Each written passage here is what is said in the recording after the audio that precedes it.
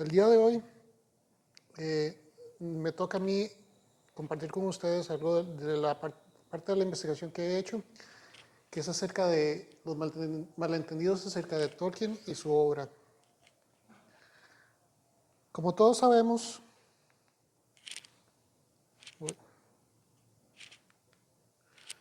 Tolkien fue un autor, un escritor muy prolífico y su obra muy extensa, muy compleja en algunos sentidos. Tanto así que se ha llevado a, inevitablemente que se hayan dado confusiones, ideas erróneas acerca de él y de la misma. El día de hoy vamos a estar abordando unas cuantas, porque si nos dedicáramos a analizar todos los malentendidos y a tratar de explicarlos, podríamos llevarnos aquí un par de días. ¿Estamos de acuerdo? También esto es para sembrarles la semillita de que investiguen y se informen más y profundicen no crean todo lo que se les dice e infórmense. Bueno, para comenzar, me gustaría tratar un tema, como para ir rompiendo el hielo, un tema que ha separado a la comunidad en general, que ha causado polémica y también se ha generado muchos memes acerca de esto. Un botón equivocado. Los Balrog. Ya saben de qué voy hablando, ¿verdad? ¿Algún voluntario que me ayude a escribir a los Balrog? ¿Alguien? No tienen alas. Tienen dos grandes alas. Bueno. Sí. Ese es el punto, ¿verdad? Los Balrog siempre se nos han mostrado como seres grandes de fuego, de llamas, con una espada en su mano derecha y un látigo en la izquierda. Bueno, como les decía don Denis, yo recibí este libro para un cumpleaños cuando salieron las películas. Dije, no las voy a ver, no me interesa. Me regalaron un libro y aquí estoy. Y en esta versión de Señor de los Anillos se escriben a los Balrog así. Los crines flotantes de las sombras se encendieron y ardieron detrás. En la mano derecha llevaba una hoja como una penetrante lengua de fuego y la mano izquierda empuñaba un látigo de muchas colas. Entonces, uno se pregunta, ¿de dónde proviene el malentendido de que los Balrogs tienen alas o no tienen alas, o si las tienen o no? Y bueno, esta frase es la que utilizan principalmente los pro alas para defender su posición de que los Balrog tienen alas. Dice, el Balrog no respondió. El fuego en él parecía apagarse, pero la oscuridad crecía. Avanzó lentamente sobre el puente y de repente se alzó a una gran altura y sus alas se extendieron de pared a pared. Entonces, tienen alas. Es lo que dicen, las personas que defienden esta posición. Y así sería si no fuera porque un poco antes de esta cita viene este otro texto. El Balrog llegó al puente. Gandalf se encontraba en medio del tramo, apoyando el bastón con la mano izquierda, pero en la otra mano relucía Glamdring, fría y blanca. Su enemigo se detuvo de nuevo, enfrentándolo, y la sombra que lo rodeaba se extendió como dos grandes alas. Entonces, según este texto, las alas del Balrog es como una metáfora para hacer aún más imponente la presencia de esta criatura. Es su sombra la que se ve en ese momento. Y bueno, este es uno de los tantos ejemplos que tenemos para ver que Tolkien es capaz de tanto de describir las cosas de una manera tan clara que podemos verlas, sentirlas y olerlas, y también de dejar que nuestra imaginación vuele y que la gente haga teorías y comparta sus ideas.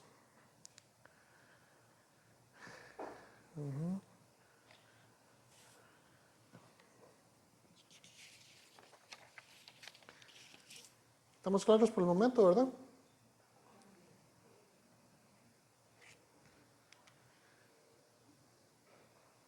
Como nuestra imaginación puede volar tanto, a veces podemos pensar cosas que no son correctas o podemos empezar a asociar cosas que no deberíamos. Bueno, los temas que vamos a intentar tratar hoy serían principalmente estos 4: alegorías, aplicabilidad y Tolkien, el bien, el mal en el mundo de Tolkien, las mujeres en la Tierra Media y Tolkien, y un poco de la teoría del valor. Empecemos con este tema un poco más grande. Las alegorías, la aplicabilidad y Tolkien. Un voluntario para leer esto, el que sea, no tienen que ser todos.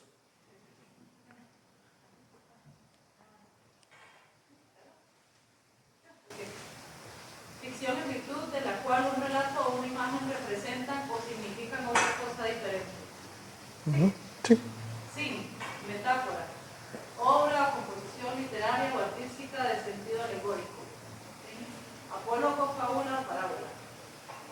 Plasmación en el discurso de un sentido recto y otro figurado, ambos completos por medio de varias metáforas consecutivas, a fin de dar a entender una cosa expresando otra diferente. Gracias. ¿Por qué es importante tener claro que es una alegoría? Bueno, porque en la comunidad mucho se ha discutido de si El Señor de los Anillos es una alegoría a la Segunda Guerra Mundial. Un evento que se dio próximo a la escritura del libro, y si lo vemos muy superficialmente tiene temas y personajes que diríamos se parecen. Por un lado, tenemos un grupo de aliados.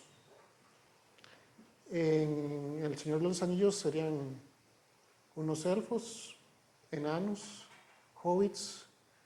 En el mundo real, el Reino Unido, Polonia, Francia, y luego se unen Estados Unidos y la Unión Soviética para enfrentarse a un eje maligno, Mordor, Isengard, mundo real, la Alemania nazi y la Italia de Mussolini, ¿verdad? Sí. Y por mucho que me duela, Japón, del lado, es un enfrentamiento, en una guerra, para intentar mantener la paz en el mundo. Un arma que de caer en las manos equivocadas llevaría a una gran tragedia. En la vida real, la bomba atómica. En El Señor de los Anillos, el anillo único. Y pues esto es lo que la gente, la comunidad ha discutido. Pero ¿qué tiene que decir Tolkien acerca de esto? Bueno, en el prefacio de la segunda edición, Tolkien nos dice: en cuanto a cualquier significado interno o mensaje, no posee ninguno en la intención del autor. No es ni alegórico ni temático.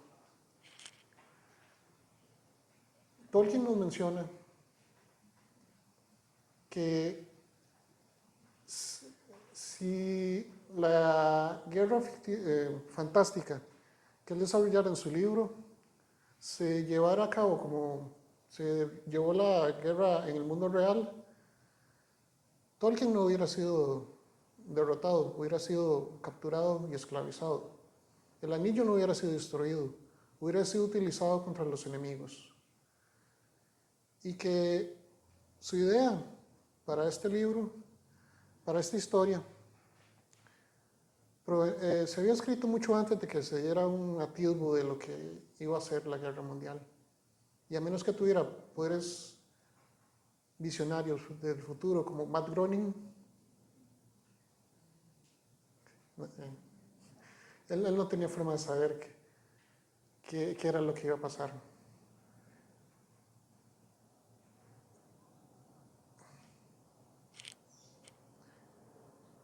Tolkien menciona, además, que, como hemos mencionado en muchas de las charlas anteriores,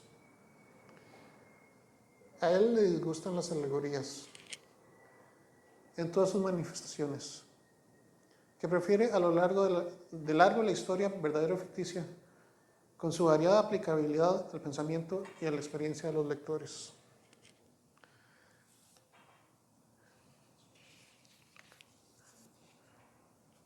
Y por estas experiencias propias de cada quien, es que podemos llegar a ver similitudes o paralelismos entre las historias de diferentes obras, además de con la realidad. Y de una manera muy simplificada, algunos paralelismos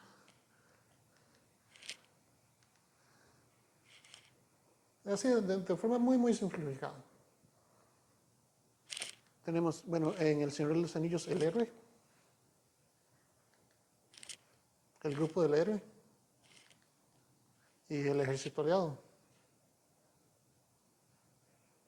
Entonces, en la Guerra de las Galaxias tenemos el héroe, el grupo del héroe y el ejército aliado.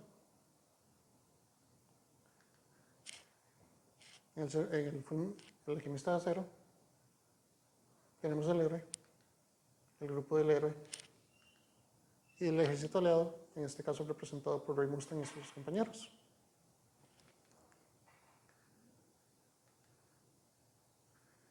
El malo, Sauron, el verdadero malo, el jefe de Morgoth, el jefe de Sauron Morgoth, y el ejército enemigo. El malo, Vader, el verdadero malo. Si me dicen si estoy yendo muy rápido, si quieren que explique algo más, nada más levanta la mano. Bueno, y también tenemos el ejército enemigo.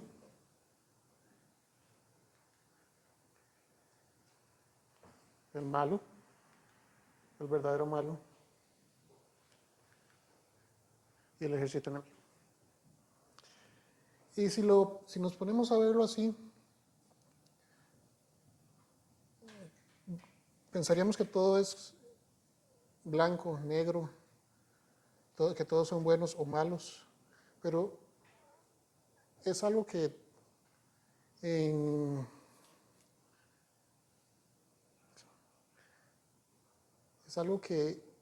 la historia, en el mundo, ya no dije nada.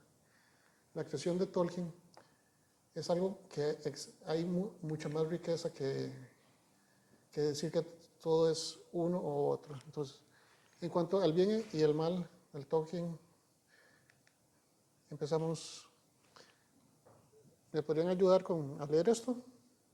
¿Algún otro voluntario? ¿Sí? El maniqueísmo enseña una elaborada cosmología dualista que describe el conflicto entre un mundo de luz, bueno y espiritual, y un mundo de oscuridad, malévolo y material. Gracias. Quienes no conocen a Tolkien pueden llegar a pensar que todo es blanco o negro, bueno o malo.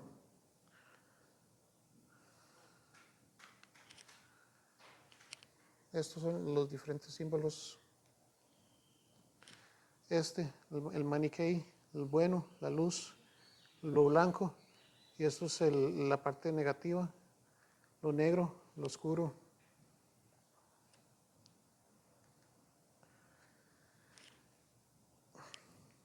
Aquí voy a, manteniéndome dentro del tema del bien y el mal, voy a irme por un momento por una tangente. En por qué el único orco bueno es un orco muerto, el rostro oscuro del racismo examinado en el mundo del Tolkien. El autor expone que es innegable que la oscuridad y el color negro se asocian continuamente en todo el universo de Tolkien con el mal irredimible, específicamente con los orcos y el Señor Oscuro. Y se pregunta que si por esta razón Tolkien es racista. En la investigación que estoy realizando, vamos a ver, existe toda una tradición histórica, una tradición literaria, una tradición folclórica, en la cual se asocian ciertas características a los elfos, a los orcos, a las diferentes criaturas, que no por eso su utilización en diferentes obras sea No se le puede acusar a Tolkien de ser racista porque Sauron y los orcos del Señor de los Anillos, que ni son blancos ni luminosos, sean los malos de la historia. Porque así han sido caracterizados durante décadas, incluso antes de Tolkien. Y en cuanto a si los orcos son una representación de algún grupo social, pues no. La estructura espiritual gobierna sobre forma y color, no cualquier noción de raza del mundo real. Los orcos de Tolkien están codificados moral y metafísicamente, no racialmente. Entonces, los orcos no representan a esclavos negros. O como Tolkien dijo, decir que los orcos son comunistas es tan necio como decir que los comunistas son orcos. O como hay discusiones en internet de que si los enanos representan judíos, pues no. Hay ideas donde se expresa que también que el lenguaje de los enanos puede estar basado en el hebreo antiguo, pero eso no significa que los enanos sean judíos. Bueno, y volviendo al tema del bien y el mal, de si las cosas son buenas o malas, en el universo de Tolkien, la doctora Dimitri Fimi expone en Tolkien era en verdad racista una idea muy interesante. La Tierra Media de Tolkien es jerárquica, empleando la medieval cadena de los seres o escala naturae, una poderosa metáfora visual que distribuye en categorías de todas las formas de vida según su espíritu y materia. Es decir, que incluso entre los seres de las mismas especies puede haber unos que sean más buenos que otros o más malos que otros. Es decir, no todo es blanco y negro. Hay una escala de grises enorme. Y cuando hablamos de Tolkien, los grises se tornan en colores diferentes. Fëanor, príncipe de los Noldor, creador de uno de los tesoros más hermosos jamás vistos en la Tierra Media, los Silmaril. La razón principal por la que ocurre todos los eventos del Silmarillion. Un gran artesano, lleva el fuego en la sangre. Y sin embargo, también fue el artífice de una de las matanzas, una de las más crueles en toda la historia, la tragedia de Alqualondë, donde murieron muchos hermanos elfos y se ganó el odio de muchos otros. Otro ejemplo de seres literalmente grises, Gollum, fue corrupto por el anillo único y aún así jamás llegó a servir al Señor Oscuro. Durante un tiempo incluso ayudó a Frodo y a Sam en su camino hacia Mordor por la pura bondad que le mostraron. Y aún así, al final terminó traicionándolos. Y a pesar de todo esto, fue fundamental en la destrucción del Anillo Único. Si no le hubiera mordido el dedo a Frodo, no hubiera caído al magma. Boromir, en un principio, quería utilizar el anillo en contra del enemigo. Compartió tiempo con la comunidad, compartió batallas, compartió momentos y luego intentó traicionarlos para apoderarse del anillo y al final dio su vida para defender a Merry y a Pippin. No un gran sacrificio honorable. Por petición de don Denis, aquí incluimos a Lady Galadriel. Me gustaría que él pasara adelante y nos explicara por qué es importante esta persona en esta charla. Vamos a ver, yo le solicité a Elmer a incluir a Galadriel dentro de esta lógica. Vean que estamos analizando todo este asunto de si Tolkien era o no maniqueísta. Recordar que esta posición del maniqueísmo plantea las cosas desde una postura más dualista, blancos versus negros. La cosa con Galadriel es que a lo largo de los libros, principalmente en el Silmarillion, por ahí en el Anillo de Mordor, se atisba un poquito sobre el desarrollo del personaje de ella en cuanto a su historia. Galadriel en un inicio no era necesariamente bondadosa. Galadriel en un inicio, pues, aunque era, digámoslo así, buena, si podríamos plantearlo de esa forma, su intención de ir a la Tierra Media y acompañar a su pueblo, a los Noldor, iba también mucho por este lado de conocer tierras nuevas, ¿por qué no en un afán de conquista? Cuando ella ya llega a la Tierra Media, se instaura en Doriath, conoce a Melian, va teniendo cierta evolución, va cambiando un poquito también su filosofía, su perspectiva. Al final de cuentas, la Galadriel que conocemos en El Señor de los Anillos es una Galadriel que tiene otra postura, otra perspectiva de sí misma. Cuando, por cierto, llega Frodo con la comunidad y le ofrece el anillo, Galadriel tiene su propia prueba. El anillo fácilmente le hubiera ayudado a conquistar todos los pueblos que ella hubiera querido conquistar. Y ella lo rechaza abiertamente. Hay una evolución de personaje. Entonces, en Tolkien los personajes no necesariamente son blancos ni negros, son grises, pero además de ser grises también son dinámicos, van cambiando, hay un desarrollo de personajes si la historia lo permite, ciertamente. Y también que quería hacerle la vida imposible a Feanor, también, después de lo de Alqualonde. No se llevaban. Y aún así llegó y se encontró con Melian y con la otra gente y empezó a hacer paz interna, a meditar. Y quizá un ejemplo un poco más oscuro, Sauron. Sauron, de que es malo. La cuestión es que no es tan malo como su jefe, Melkor. Porque Melkor buscaba la destrucción de todo lo existente. Lo detestaba todo. Era un nihilista absoluto. Sauron no se oponía a que las cosas existieran mientras hubiera un orden, bajo su orden.